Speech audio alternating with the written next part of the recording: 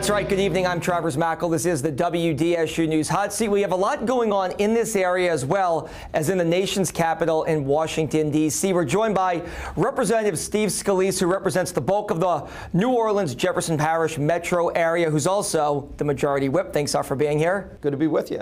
Let's just jump right out to some of these big questions and big topics going on. Do you support the president firing former FBI Director Comey?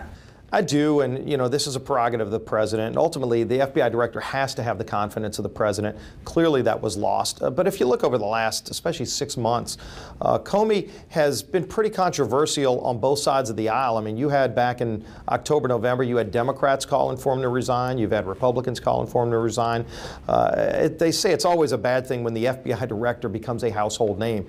It's an important position, somebody that needs to do important work in the national security interests of the country, but somebody who shouldn't be a very public figure out there, controversial, where literally you have Republicans and Democrats calling for him to step down. A big headline recently are tweets sent out by the president directed at former Director Comey about leaking information. A lot of people have criticized that. Is that towing the line there by the president, putting tweets like that out after he made his decision? I'm not really sure about each tweet that he sent out, but at the end of the day, you don't want to see it play out in public. But again, if the FBI director has lost the confidence of the president, then it's going to be really hard for him to do his job properly, and it's a very important job. It's somebody that has to be advising the president with the CIA director and the other intelligence agencies. There's a lot of coordination that needs to happen between the intelligence agencies and the White House to be able to properly defend this country. And so if that confidence is lost, it's going to make it hard to work out. Do you think any of this grew out of the growing investigations into ties between the Trump campaign and Russia? I don't think so. I mean, there's an investigation that's been going on in Congress about any potential involvement from Russia on a lot of fronts. I mean, look, they've been hacking into the United States for years. It's been a concern of all of us for years, and whether or not they helped hack into Hillary Clinton's email during the campaign, that's all going to come out in the wash. But nobody's ever suggested they had any influence on changing voting machines or an outcome of the election. It's just a question of all these investigations. And look, even when Comey gave testimony last week into the Hillary Clinton investigation, which he led in a controversial way, there were some questions about some of the statements he made there and whether or not he even said accurate things in that interview or in that setting in a congressional hearing. So again, he had become a very controversial figure with both sides, Republicans and Democrats, questioning whether or not he was doing the job properly. I thought the guy was doing a good job for a while, but then it just looked like some things were coming out political out of that agency. It's not an agency, the FBI, that should be a political organization or should be a controversial organization with the president who has to work closely with the FBI director. You talked about these investigations. There were several. There were multiple. Senate, House, FBI, into Russia. The president sometimes frames them as fake news stories to distract from the Democrats' loss last fall. Is this fake news, or are these serious investigations going on right now in Congress and with the FBI? Well, the main allegations that some in the Democrat side in Washington want to keep trying to infer is that President Trump had some kind of involvement with Russia during the election. And there's absolutely no evidence to suggest that. And so the fact that they continue to push that kind of, conspiracy theory that somehow Russia colluded with somebody in America to change an outcome of election. Look, Russia's been a bad actor for a long time.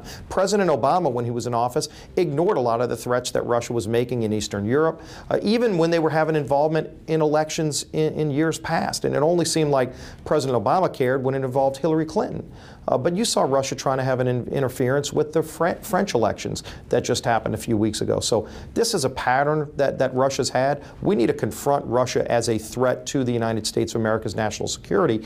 It's a broader issue. And frankly, I think President Trump has been very aggressive. If you look at what he did in Syria, dropping 59 Tomahawk missiles on Assad's chemical weapons program, Russia has been playing very closely with Syria in killing their own people. I'm glad that President Trump is standing up to him. I'm glad that he's actually reaching out to our allies in Eastern Europe, from Poland, from some of the other Eastern European countries, including the Ukraine, Ukraine and showing solidarity with our Eastern European allies against Russia. That's really where the focus needs to be, and I think that's where the president's foreign policy has been. Let's shift gears and talk health care right now. Obviously a hot button issue here in Louisiana as well as in your district in Southeast Louisiana. Have you read the entire bill? It's long, it's lengthy. I have read it. I actually helped write parts of it, and it's not that long. Actually, it's less than 130 pages total, and that includes the last few amendments that were added. The last series of amendments added in about the last week and a half were only 10 pages long, so anybody's had an opportunity to read it. The bulk of the bill was online for more than a month for anybody in the public to read. So it's a bill that, frankly, is focused on lowering premiums and putting patients back in charge of their health care, which is what we've been promising for years. And by the way, if you look at current law, which is Obamacare, over 2,700 pages long, it's been devastating families. I get calls all the time in Southeast Louisiana, people with 25% increases every year, people with deductibles that are over $10,000 and cannot afford their health care. The law's got to change. Obamacare is failing people, and we've promised for years we were going to repeal it and replace it. That's what this bill does, and it does it in a way that lowers premiums and protects people with pre-existing conditions. Will it get through the Senate? Obviously, there's a lot of pushback so far. A lot of people think it's going to be an uphill battle. How do you feel? Do you think this can get through the Senate to the president's desk? I think the Senate needs to pass the bill, and whether or not it's in this current form, whether they can make it even better, I wish them well.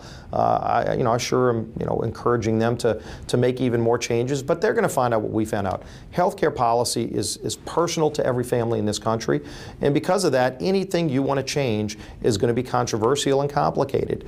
So they're going to have the same debates we had. How do you protect people with pre-existing conditions and lower premiums while putting patients back in charge of their health care? As long as they can come up with a bill that does those basic things that are so important to families, then it'll be a good bill. And if they can't do those things, I think they're going to have a hard time passing it. But they need to pass it because too many families are struggling under the failures of Obamacare. What do you think the biggest hang-up is with the Senate? Obviously, you're a major player in the House, but with the Senate, what do you think their hang-ups are? I think in general the Senate's a little more moderate than the House. The House is a more conservative body, but we're also able to move quickly in a more quick way. I mean, the bill still took a few months. Some people were saying we went too fast. Some people were saying we went too slow, which means we probably struck the right balance. But the Senate is a more deliberative body, but at the same time, they can't take months with this because, premiums are about to be coming out again. In Louisiana, we're expecting double-digit increases again in our health care premiums because of Obamacare. In Iowa, the entire marketplace just collapsed, where literally probably 90% of Iowa families who are in Obamacare will have absolutely nowhere to go, zero places to buy health care. They're going to be stuck in the emergency room. You can't sit by and continue to let that train wreck happen. Let's shift gears now and talk immigration, sanctuary cities, ICE. Obviously, this is a big topic here in the city of New Orleans. Is the New Orleans Police Department expected to enforce these new, these statutes, these laws? Are they expected to go out and enforce everything that ICE is doing right now? I sure hope that they do enforce the law. I mean, it should be the job of all law enforcement to enforce all the laws fairly and equitably. I think NOPD does a really good job, but I do think the latest consent decree actually ties their hands in a way, and you hear complaints from rank and file officers. I hear these complaints all the time from officers who are concerned that if they properly do their job and somebody wants to file a complaint just to attack a police officer, then it stunts their career for 2 years. That's something we all ought to be concerned about. I don't want an NOPD officer or any police officer to be afraid of doing their job properly, protecting our community, and wondering whether or not them doing their job properly is going to hurt their ability to continue their career or maybe even cost them their job because they did their job the way that they were trained to do. What about sanctuary cities in New Orleans? What is your take on that? Obviously, the Attorney General, who you're close to, has strong feelings about this. We shouldn't have sanctuary cities anywhere in this country. We're a nation of laws. The problem we've had by Republican and Democrat administrations over the years is that the presidents haven't enforced the laws properly regarding immigration.